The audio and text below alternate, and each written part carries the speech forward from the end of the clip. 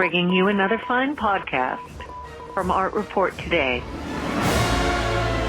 My name is Michael Delgado, and I'm on special assignment for Art Report Today. My guest today is the amazing artist Debi Cornwall.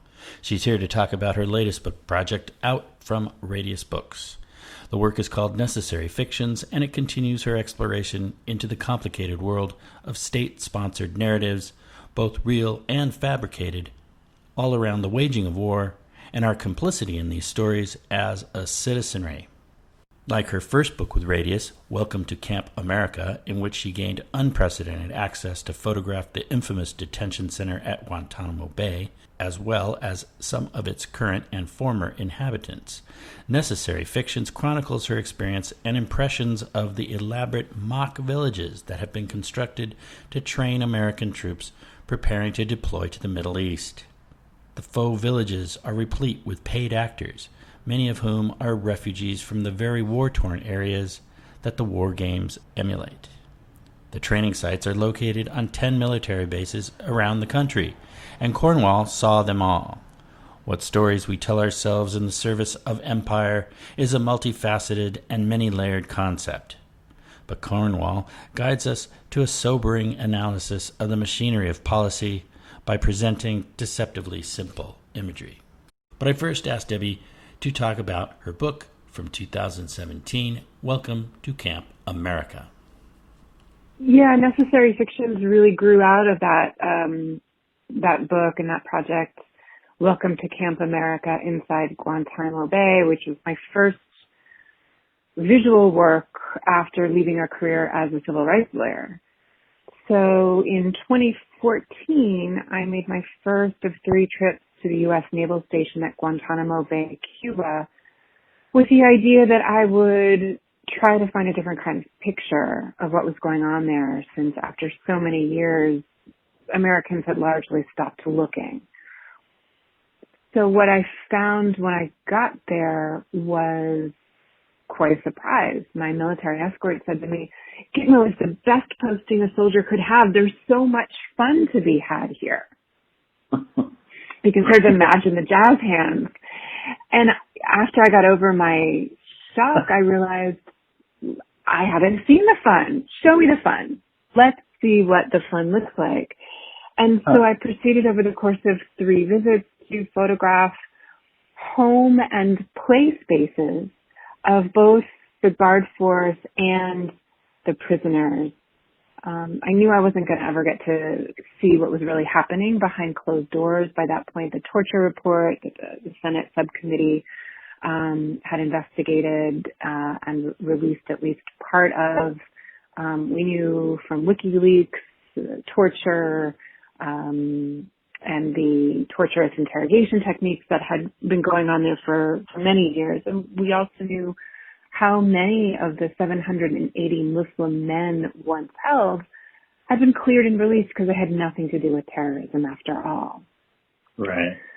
So I took these pictures of like the golf course and the bowling alley and ended up juxtaposing those with prisoner spaces and then adding context later on in my travels around the world to a growing diaspora of men cleared and released from Guantanamo, and then adding in some commentary by way of pictures of gift shop souvenirs sold there and once classified government documents and some other tidbits. I'm sure Cornwall is asked all the time, how the hell did you get into Gitmo? But I had to know. So access is definitely a huge part of that project and all the work that I do. It's not easy to figure out how to get there as an independent artist or photographer, not supported by a magazine or something. And it took me a while to figure out whom to even ask for permission. But it turns out lawyering skills come in handy. And I figured out who to ask for permission. And then the next step was, what do I say? I was at that point a lawyer who liked to take pictures. I didn't really have anything to show for myself, and they needed a proposal, they needed a CV. So I put together something that said, I was a lawyer. You'll find that out during the background check, but now I'm an independent photographer. a little bit of puffing.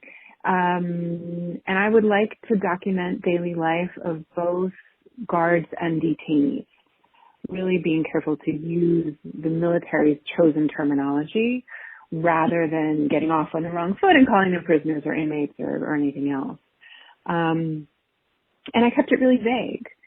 And about 9 months and a background check later, they approved my visit, and I ended up going 3 times. And those visits were over 2014 and 2015. The book was published by Radius in 2017. Just for reference, the War on Terror prison complex is opened to take in the first prisoners on January 11th of 2002. So we are just over 1 year out now from the 20th anniversary, and they still haven't had a single September 11th trial. It seems like a radical transition to artistry after 12 years as a civil rights attorney who had been involved in the Innocence Project, which exonerates the wrongly convicted through DNA evidence. But as Debi will explain, prior to her career as a tenacious litigator, she aspired to photojournalism, and the two disciplines of the law and investigation clearly have served her creativity. I was studying modern culture and media, so photo was really my thing, and theoretical grounding and cultural criticism and all that. And I fully intended to be a photographer. I just didn't make it work. So I ended up finding a job as an investigator and trial assistant for the Federal Public Defender's Office in New York, and I loved it. So that sent me to law school after a couple of years, and I went on and had a whole career representing wrongly convicted DNA exonerees and representing families of men who'd been shot and killed by police, and traveling around the country trying to figure out what had gone wrong in the criminal justice system and how to use the process of litigation, using each individual case as a way to not only figure out what had gone wrong, but to try to fix it. I like to think that we all have some sense of justice, but really only a few of us have a desire to take that sense to the front lines of the legal system. I wondered, was there something in her upbringing, in her family life, or somebody who instilled a will to go to battle for the underdog? I've been asked that question before, and I don't know that I have a great answer. I grew up as an only child in a family where my mom went to work and my dad was home with me.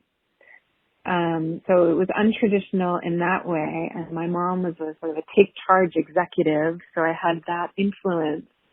But my dad spent a lot of time volunteering in the community, and so the idea of service was ingrained pretty early on. And I think the rest really developed from the opportunities that I stumbled into and developed over time. The Gitmo Cornwall shows us, as one reviewer described it, is modular, efficient, mass-produced, and recognizable as uniquely American. But such a description implies a pre-existing knowledge of what it is to be American.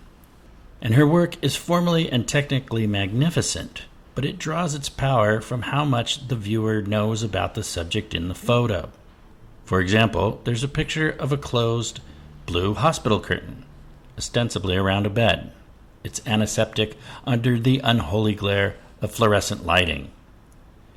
Out of context, it's a well-shot photo of a curtain. I realize she has no control over what psychological baggage a viewer unpacks when they're looking at her work. So I asked her about the decisions she had to make about providing context while designing the book. It is all about context. That's the word that you used. And my pictures are going to register on one level if you see them individually or in a photo essay somewhere, but you're not going to get the full experience that I'm trying to deliver.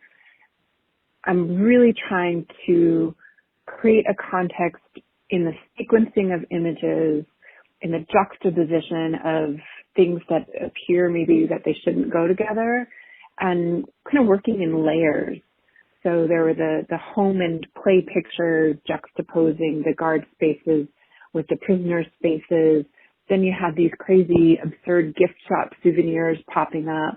And then you had these from behind environmental portraits of 14 men cleared and released from Guantanamo and now living in 9 countries around the world. I photographed each of them as though they were still held in Guantanamo and subject to the military's no faces rule for taking pictures. So I had all these 3 bodies of photographs. I had all of this documentary material from my research on interrogation methods, on the legal justifications that officials had provided, sort of the bureaucratization of violence.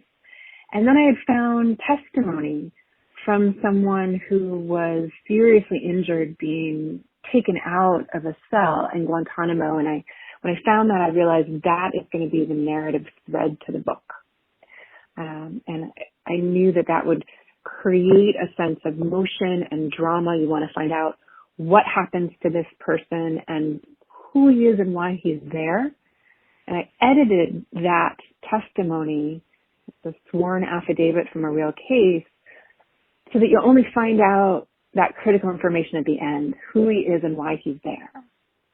So the book is designed to be a little disorienting in the beginning, to throw a bunch of things at you, you're not quite sure where you are, and then to introduce this idea of testimony and redaction, these black boxes covering up some of the text in the testimony, black boxes covering up some of the official verbiage in the documents that government censors have blacked out. So this is a place where they advertise its motto as safe, humane, legal, and transparent. So in the very structure of the book and the materials I chose to use, I'm sort of tweaking the idea that this is a fully transparent place. I wanted to highlight the fact that we're provided a show, but that more is really happening. So there's sequencing, there's juxtaposition, and there's design.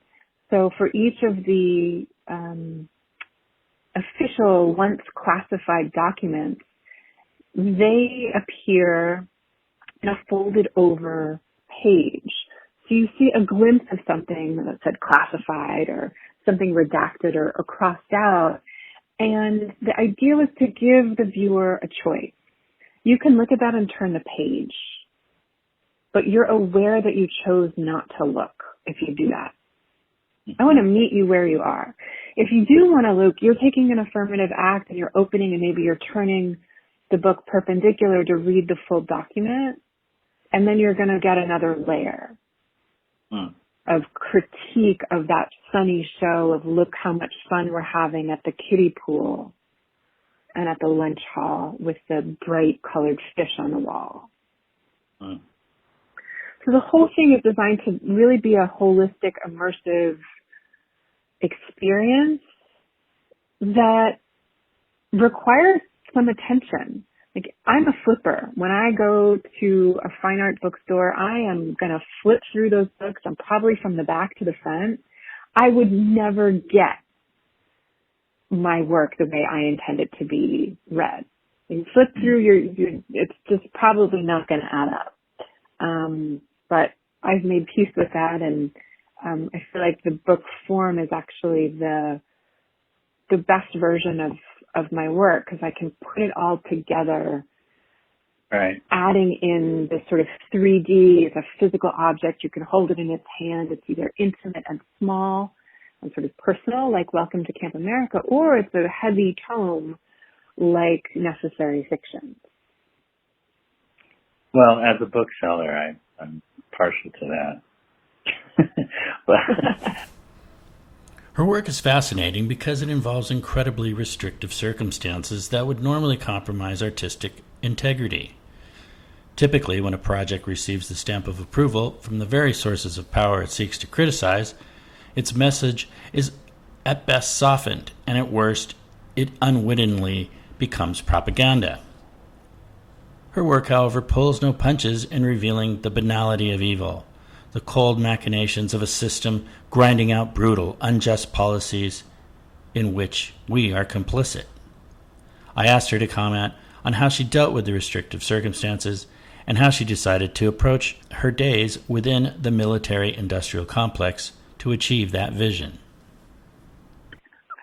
It developed over time. I mean, I arrived at Guantanamo prepared to cross-examine my way into access. I had downloaded every picture anyone had ever made, and I was ready with a folder of material to say, I want to see this, this, and this. And I realized almost immediately that was a losing strategy, because it's very easy to say, oh, I don't know where that is, or we don't have a key, or the person who's responsible is out this week. You know, it's easy to stymie your efforts without even saying no. So instead I decided I would just look at what I was being shown, what I was being asked to see, and rather than having that be enough, I would add context later with additional kinds of pictures, with testimony, with the documents, and talking to the men who'd actually had lived experiences as prisoners in these spaces. So after that experience, you know, once the book was on its way and in good hands with Radius, I kind of looked back at it and realized there was something about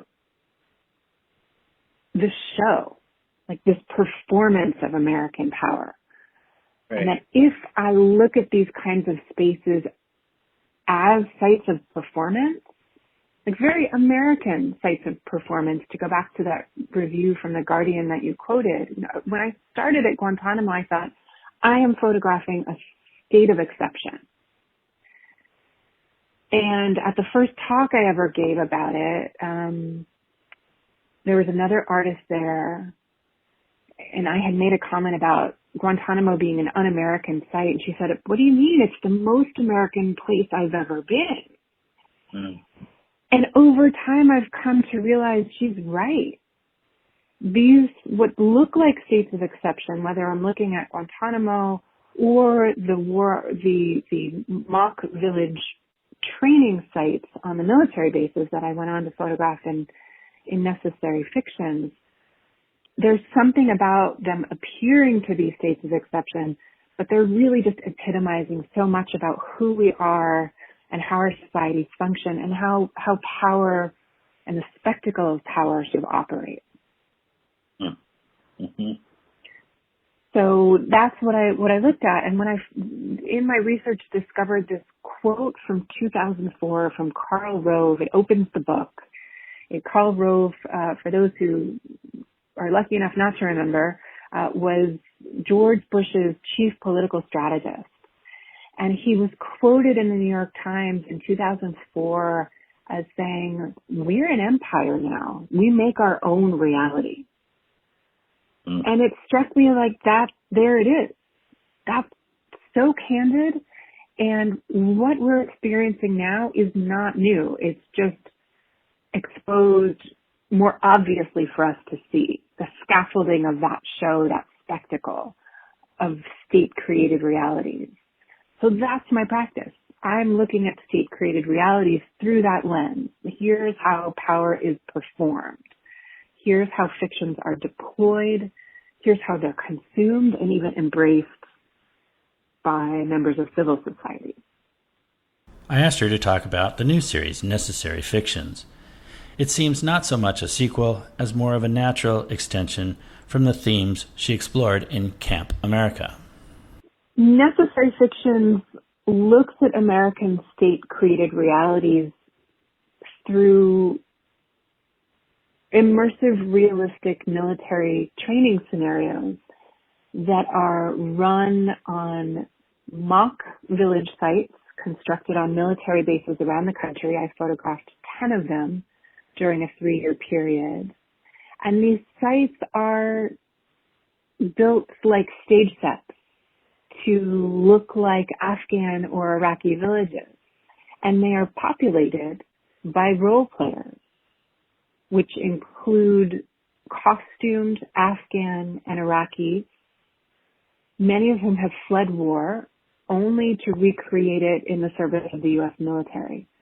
They're playing out sometimes nightmare versions of their past lives. They might be cast as shopkeepers or village elders or as insurgents or even suicide bombers. And then there are the real American soldiers, Marines, National Guardsmen and women who are training just before they deploy, sometimes right before they get on the airplanes. And they enact their possible futures in combat and even as possible casualties of war. In addition to photographs of the war game sets, Cornwall also includes haunting portraits of several role players, both civilian and enlisted, some of whom are made up by Hollywood stylists to appear gravely wounded. So there are two different kinds of those pictures. In the body of the book, there's a chapter on casualties, and you'll see some of those portraits. And then there's sort of an extra surprise tucked into an envelope at the back of the book.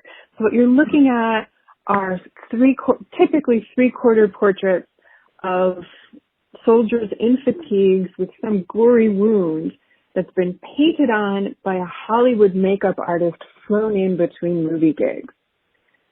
Talk about American, and I write a little bit in the body of the book about who those people are and where they're coming from and where they're going to, and what the experiences are of the soldiers who are dressed this way and how they're reacting to it.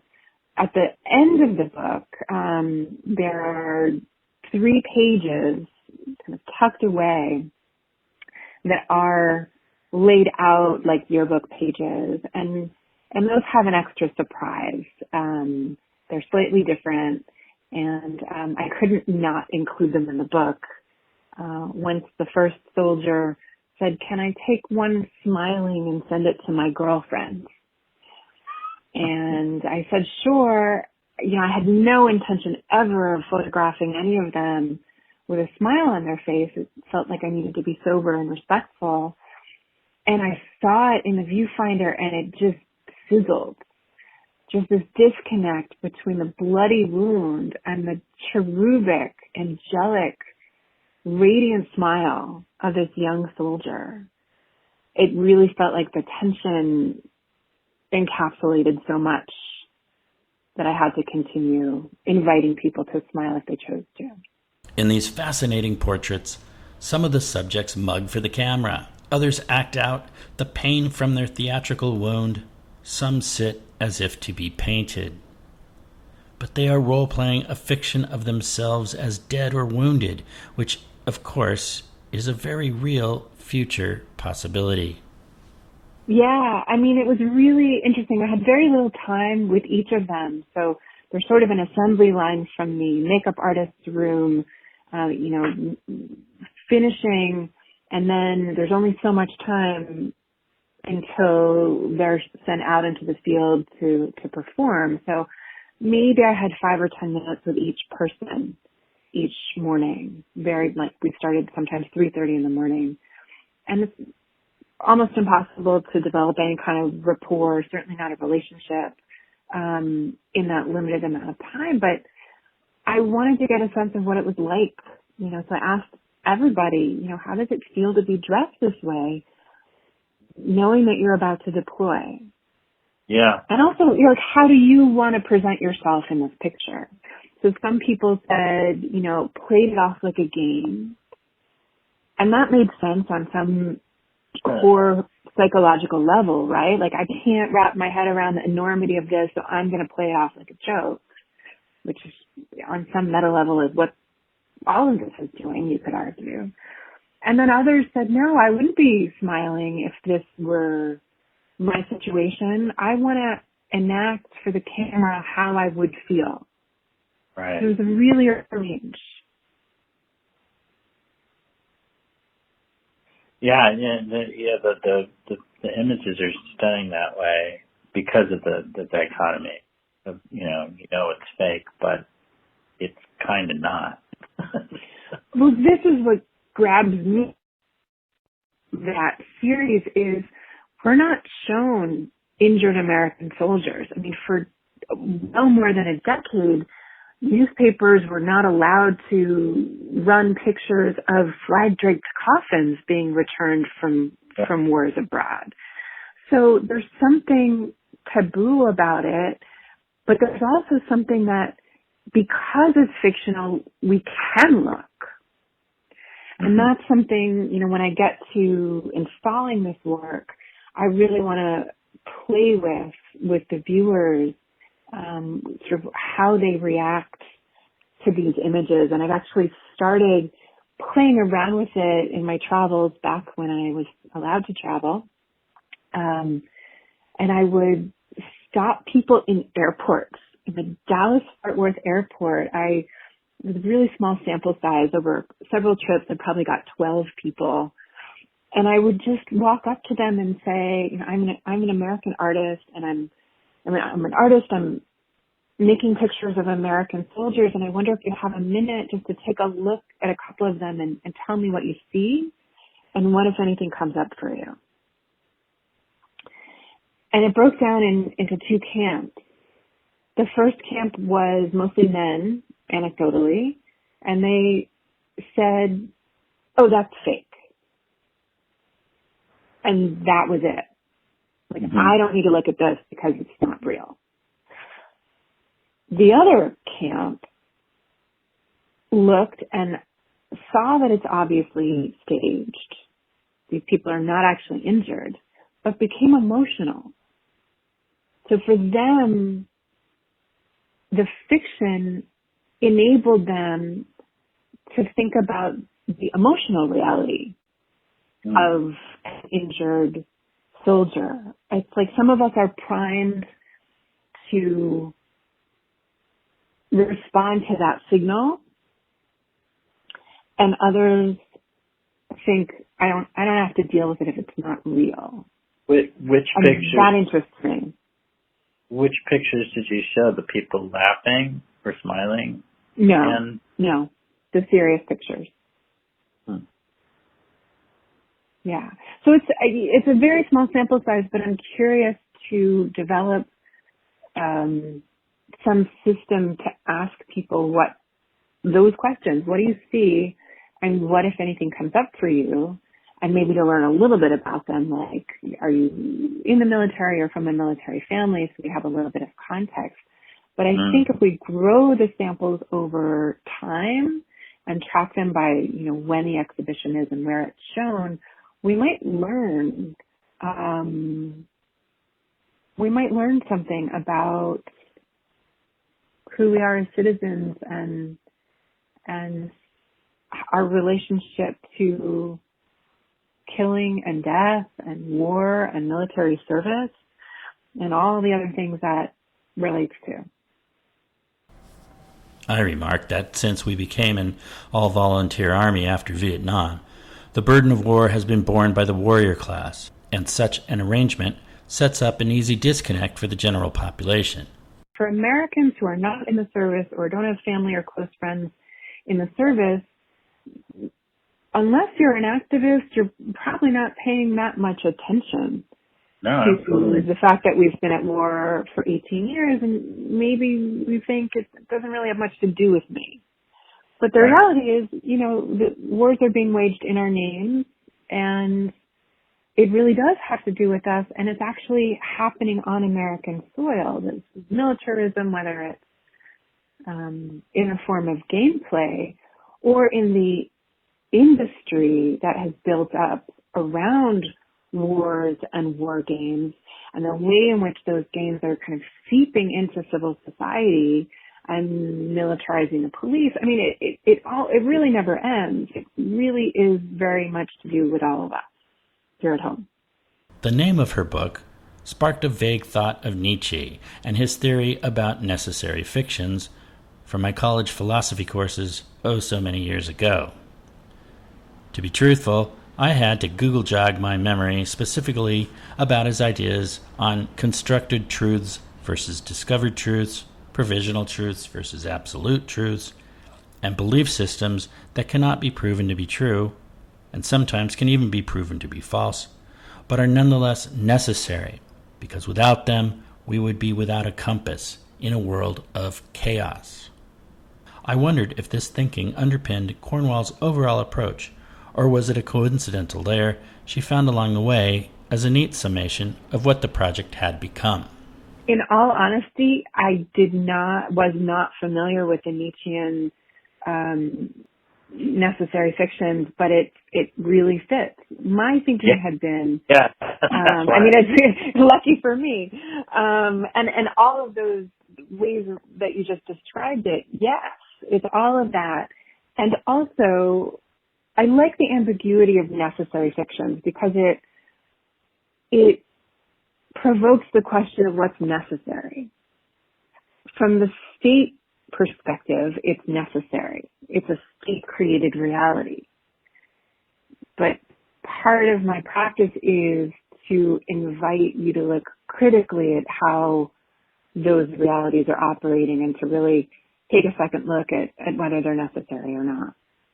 Mm-hmm. Mm-hmm. But it works on that psychoanalytic, philosophical level as well. And I'm always looking at the systemic, how is power operating, and then the really personal. So, in the book, I'll write about PTSD, or I'll write much more intimate, personal anecdotes or texts to balance out the sort of the bigger picture.